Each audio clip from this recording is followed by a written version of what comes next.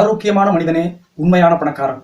நாம் எப்போது உணவு உண்ண வேண்டும், எப்போது தண்ணீர் குடிக்க வேண்டும், எப்போது தூங்க வேண்டும், இவற்றை பற்றியான பல செய்திகள் மக்களிடையே பரவி ஒரு குழப்ப நிலையை ஏற்படுத்தி வருகிறது. உணவு உண்ட பிறகு தண்ணீர் குடிக்க வேண்டாம், பகலில் தூங்க வேண்டாம், இரவில் இத்தனை மணிக்கு முன்பு தூங்கி இத்தனை மணிக்குள் எழுந்திருக்க வேண்டும், இப்போது இத்தனை லிட்டர் தண்ணீர் குடிக்க வேண்டும், இரவில் இத்தனை லிட்டர் தண்ணீர் குடிக்க வேண்டும், உணவு உண்பதற்கு முன்பு தண்ணீர் குடிக்க வேண்டும், இல்லை உணவு உண்பதற்கு முன்பு தண்ணீர் குடிக்க கூடாது. இப்படி பலவிதமான செய்திகளை சில மருத்துவர்களும் சில சித்தர்களும் சில நாட்டு மருத்துவர்களும் பரப்பி வருகிறார்கள். இவற்றில் பலவிதமான குழப்பங்கள் மக்களிடையே நிலவி வருவது உண்மைதான். இது உங்களுக்கும் தெரியும். எப்போது தூங்கலாம், எப்போது உணவு உண்ணலாம், எப்போது தண்ணீர் குடிக்கலாம், இதில் இன்னொன்று, எவ்வளவு தண்ணீர் குடிக்க வேண்டும், எவ்வளவு உணவு உண்ண வேண்டும், எவ்வளவு நேரம் தூங்க வேண்டும், இப்படி நாம் மூளைக்குள் பிசைந்து கொண்டே இருக்கக்கூடிய ஒரு சிக்கலான விஷயம் இந்த 3 விஷயமும். இதற்கு தீர்வாகத்தான் இந்த பதிவு உங்களுக்காக இடப்பட்டிருக்கிறது. தொடர்ந்து கேளுங்கள். இவற்றில் தீர்க்கமான ஒரு உண்மையை நான் சொல்கிறேன். நாம் எப்போது உணவு உண்ண வேண்டும், இவற்றில் எந்த ஒரு விதமான குழப்ப நிலையும் தேவையில்லை. உங்களுக்கு எப்போது பசி எடுக்கிறதோ அப்போது அளவாக அரை வயிறு உணவு உண்ணுங்கள். எப்போது தண்ணீர் குடிக்க வேண்டும், எதற்கு இத்தனை குழப்பங்களே தேவையில்லை. உங்களுக்கு எப்போது தாகம் எடுக்கிறதோ அப்போது தண்ணீர் குடியுங்கள்.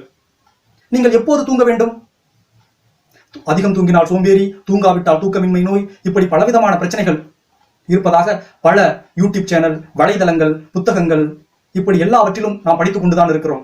மூளைக்கு கடைசியாக ஒரு தீர்வு கிடைப்பதே இல்லை. இந்த குழப்ப நிலையை போக்குவதற்காக இந்த பதிவு.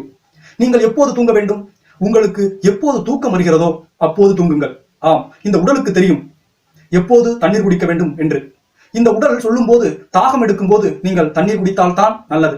இந்த உடல் எப்போது பசி எடுக்கிறது என்று சொல்லுகிறதோ அப்போது நீங்கள் உணவு உண்டால் தான் நல்லது. அப்போதுதான் அல்சர் போன்ற நோய்கள் வராது. நீங்கள் தாகம் எடுக்கும் போது தண்ணீர் குடிக்கும் போதுதான் உங்களது செரிமானம் நன்றாக நடைபெறும்.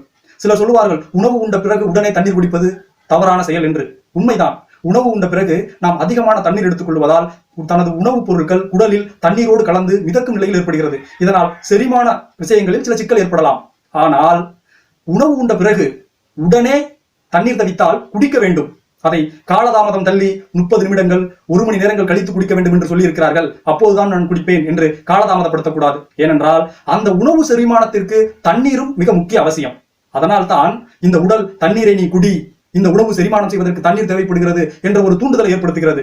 எனவே தாகம் எடுத்தால் தண்ணீர் குடியுங்கள், பசி எடுத்தால் அளவாக அரை வயிறு உண்ணுங்கள், தூக்கம் வந்தால் நிம்மதியாக தூங்குங்கள்.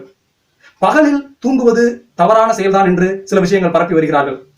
இரவில் நீங்கள் முழுமையாக தூங்கிவிட்டால் ஏன் உங்களுக்கு பகலில் தூக்கம் வரப்போகிறது? எனது கேள்வி அதுதான். அப்படி தூக்கம் வந்தால் நீங்கள் இரவில் முழுமையாக தூங்கவில்லை என்று அர்த்தம். அதனால் இந்த உடலுக்கு தூக்கம் தேவைப்படுகிறது என்பதால் தான் உங்களை தூண்டுகிறது பகலிலும் தூங்க சொல்லி.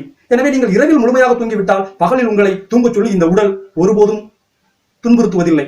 எனவே இந்த உடல் சொல்வதை மட்டும் கேளுங்கள். நான் சொல்வதையோ, பிறர் சொல்வதையோ, மருத்துவர்கள் சொல்வதையோ கேட்டு நடப்பதை விட நமது உடல் என்ன சொல்லுகிறதோ அதை கேட்டு நடந்தாலே நமக்கு ஆரோக்கியம் உண்மையாக கிடைக்கும். வேறு பிறர் சொல்லுவதால் ஆரோக்கியம் கிடைப்பதை விட நமது உடல் சொல்லுவதை கேளுங்கள். அளவோடு அனைத்தையும் செய்தால் உடல் எப்போதும் ஆரோக்கியமாகவே இருக்கும்.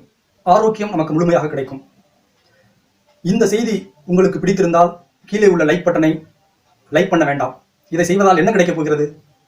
ஒன்று மட்டும் பண்ணுங்கள். இது உங்கள் உறவினர்களுக்கும் உங்கள் நண்பர்களுக்கும் உங்கள் சுற்றத்தார்களுக்கும் போய் சேர வேண்டும் என்று நீங்கள் விரும்பினீர்கள் என்றால், அவங்களும் இந்த குழப்பத்திலிருந்து மீள வேண்டும் என்று நீங்கள் ஆசைப்பட்டால் இதை உங்கள் நண்பர்களுக்கு ஷேர் செய்யுங்கள்.